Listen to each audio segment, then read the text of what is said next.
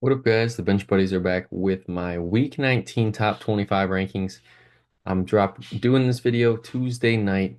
Wednesday, you'll see this video right before the conference tournaments because I'm updating some of the stuff as we go. But let's get into it here. Dropping from my rankings is Missouri. Bad week. They've bad start or bad finish to the season.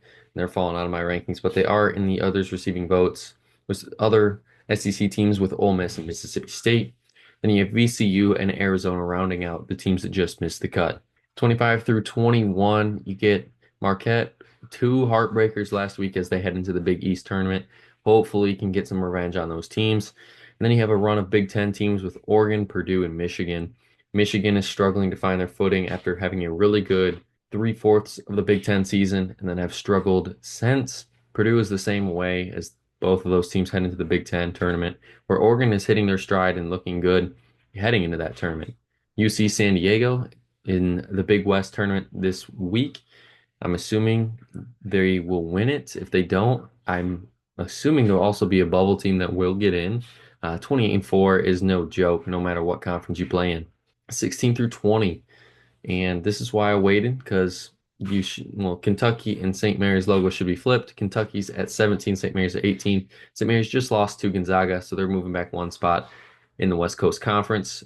Kentucky, 2 wins over Missouri on the road is a huge win for them. That's why they're moving up. BYU moves up 4 spots after a double overtime victory at Iowa State. That's a huge win for them heading into the Big 12 tournament. And Drake, same thing as St. Mary's. Sunday, they beat Bradley in the conference championship.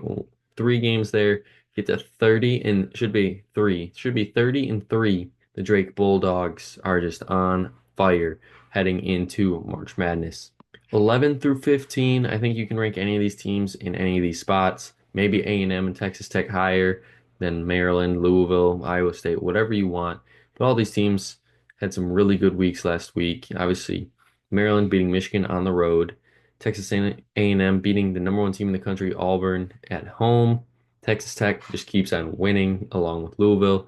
And then even Iowa State, a double overtime loss at home to a ranked team, means you competed.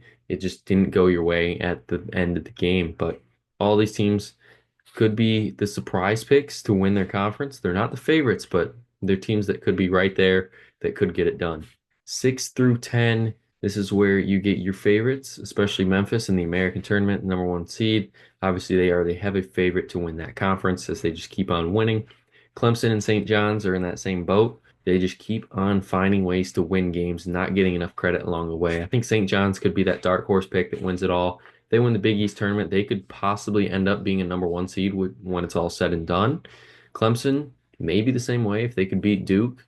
You never know. Tennessee and Florida, however, in the SEC. Tennessee's the 4 seed, Florida's the 2 seed.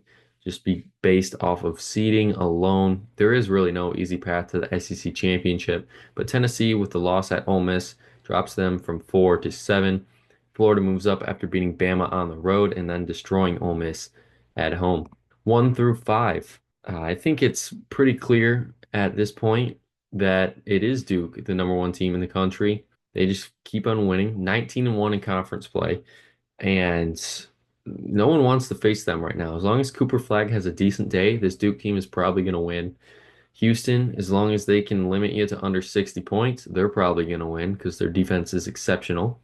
Alabama, I think, is the team that could either just run the table in the SEC tournament or get bounced in the first game if they play Kentucky. Because Kentucky, is one of those teams they can play with whoever they're matched up against, no matter if it's a good team or bad team, and it'll be a close game.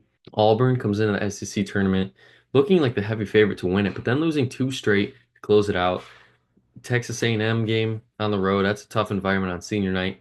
After, clinching the number 1 seed in the SEC, they lose. And then you lose in overtime senior night to your biggest rival in OT on a buzzer beater.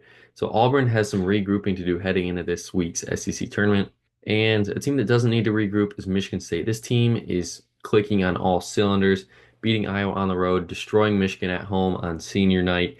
And if there's any team that I think could win it all this year from the Big Ten and really end the drought for the Big Ten and winning a NCAA championship, It's going to be Michigan State. They find ways to win ball games.